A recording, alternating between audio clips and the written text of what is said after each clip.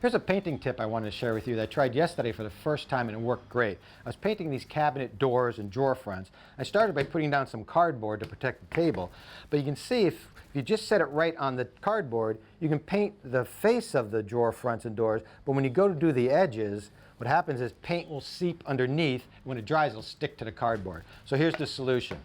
I got a paper egg carton with a pair of scissors. I cut them up into little individual cups. Each of these held a single egg, and now when you turn them upside down and use 4 of them, you can set the door, the cabinet door, on top of it and lift it up off the cardboard.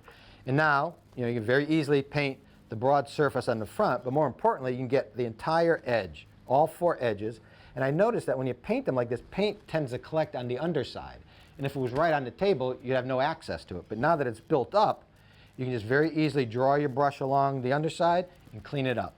And the other great thing is these are recyclable, reusable, and free.